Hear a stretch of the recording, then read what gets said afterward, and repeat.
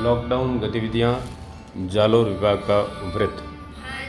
चीन ने पूरी दुनिया को एक महामारी की त्रासदी में धकेल दिया है और वह भी पूरे धोखे के साथ।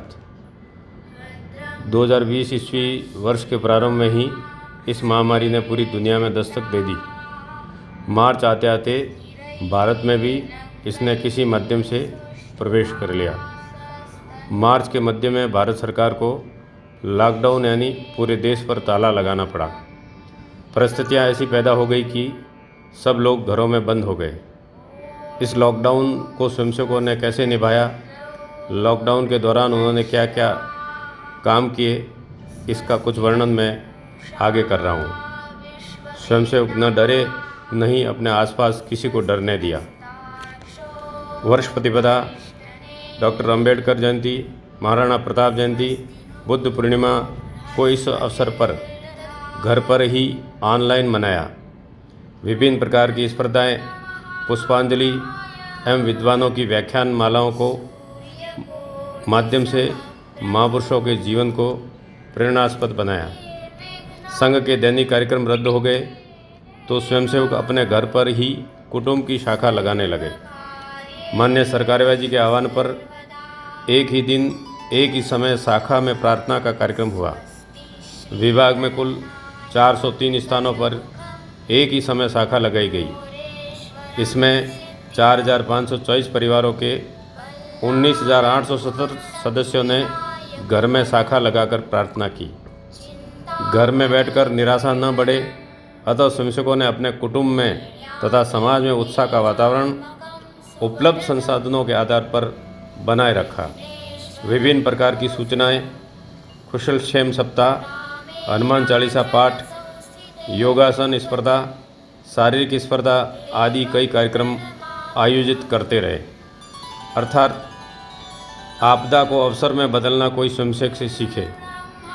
आपदा के समय सहायता के लिए स्वयंसेवक सबसे पहले घर से निकलता है, चाहे अपनी जान जोखिम में डालनी पड़े। यह एक स्थापित सत्य है।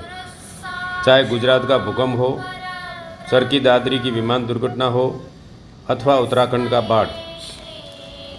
इस लॉकडाउन में नित्य खाने कमाने वाले वर्ग एवं सेवा बस्ती में रहने वाले लोगों के भोजन सहित ज़रूरतमंद चीज़ों की समस्या आने लगी। उसके लिए समाज के अनेक लोगों के साथ साथ संघ के स्वयंसेवकों ने भी विभिन्न प्रकार की सेवा के उपक्रम चलाए। विभाग में 168 स्थानों पर सेवा कार्य संचालित हुए। सबसे पहले 33,916 भोजन पैकेट की व्यवस्था स्वयंसेवकों ने की और उसके पश्चात सूखी राशन सामग्री के माध्यम से 11,06,450 थाली भोजन वितरण हुआ, जो अभी भी अनवरत जारी है। ऐसे लोग जो सामान्यतः भोजन की सहायता लेने में शर्माते हैं, इस तरह के लोगों के घरों में स्वयंसेवक चुपके से राशन का किट रख करके आ जाते थे। राशन किट वितरण में सामान्यतः फोटोग्राफी भी नहीं की गई।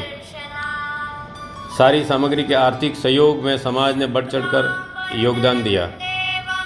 तगारी में सब्जी बेचने वाली बुढ़िया ने स्वयंसेवकों को 5,000 रुपये भेंट किए। अनेक लोगों ने अपने नाम का बिना उल्लेख किए भी राशि एवं सामग्री भेंट की। जालोर के जैन समाज संस्थान एवं ग्रेनाइट एसोसिएशन ने प्रारंभ में ही हमारा उत्साह बढ़ाया। फिर दूसरे सक्षम महानुभाव आगे आते गए और काम चलता गया। मास्क वितरण, स्वयंसेवकों ने अपने स्तर पर तथा भामाशाहों के सहयोग से विभाग में कुल 35,020 मास्क बांटे तथा स्थायी रूप से मास्क लगाने का आग्रह किया गया। काढ़ा वितरण, आयुष मंत्रालय ने रोग प्रतिरोधक क्षमता बढ़ाने एवं रोग उपचार के लिए काढ़े का फार्मूला दिया। प्रारंभ में काढ़ा पिलाने की व्यवस्था हुई, लेकिन संक्रमित लोगों की संख्या एवं रोग की गंभीरता को देखते हुए सूखे काढ़े के मिश्रण निर्माण कर उसके वितरण की व्यवस्था का विचार हुआ। गिलोय एवं तुलसी सूखने के बाद बहुत कम मात्रा में रह जाता है, अतः यह एक चुनौती था। स्वयंसेवकों ने अलग अलग जगहों पर जाकर स्वयं गिलोय उतारा एवं तुलसी का संग्रहण किया, उसके पैकेट बनाए। इस काम में अनेक बहन भाइयों और मातृशक्ति का विशेष सहयोग रहा। उन्होंने कई घंटे लगकर पिसाई, कुटाई और संग्रहण का कार्य किया। अपने भाई की कोरोना से सप्ताह भर पहले मृत्यु होने के बावजूद भी एक बहन ने इस कार्य में उल्लेखनीय सहयोग किया एवं 10 दिन तक काढ़ा बनाने की सामग्री जुटाने से लेकर पिसाई इत्यादि में सहयोग करती रही। जालोर के पूज्य गंगानाथ जी को सबसे पहले काढ़ी की पुड़िया भेंट कर इस कार्य का शुभारंभ हुआ। नंदगांव गौशाला में निर्मित अर्क की 1000 बोतल का भी वितरण किया गया। विभिन्न माध्यम से अब तक 8 लाख डोज काढ़े का वितरण हो चुका है और अभी भी जारी है। बड़ी संख्या में जालोर सिरोही के प्रवासी भी अपने घर आ रहे थे। उनकी सहायता एवं गांव में सजगता के लिए ग्राम जागरूकता समितियां बनाकर उस अवधि में निर्भयता का माहौल बनाया गया। प्रशासन के साथ समन्वय कर उनके कार्य को हल्का करने की कोशिश की गई, जिससे कि प्रवासियों की उपेक्षा न हो तथा रोग भी अधिक नहीं फैले। बड़ी संख्या में पैदल ही पलायन कर रहे 100 मजदूरों की भोजन, चिकित्सा एवं जल इत्यादि के माध्यम से सेवा करने की कोशिश हुई। विधवाओं, दिव्यांगों और विभिन्न प्रकार के सहायता की तथा अशिक्षित परिवारों में भी ऑनलाइन बैंकिंग व्यवस्था तथा अन्य सरकारी सुविधाओं के लाभार्थी ऐसे अलग अलग प्रकार से कई उपक्रम किए। कुछ जगह साबुन, तेल, दूध इत्यादि के लिए नगद राशि के माध्यम से भी सेवा चली। लॉकडाउन के दौरान विद्यार्थी स्वयंसेवकों ने पक्षियों के लिए परिंदे का भी उत्साह से निर्माण किया। वर्तमान में नया उपक्रम शुरू हो चुका है। करीब 1 लाख तुलसी के पौधे एवं 2.5 लाख गिलोय की पौध वितरण करने की योजना है। भविष्य में भी जैसे आवश्यकता होगी, स्वयंसेवक सदैव तैयार हैं, क्योंकि उन्होंने मातृभूमि की सदा सेवा करने का संकल्प लिया है।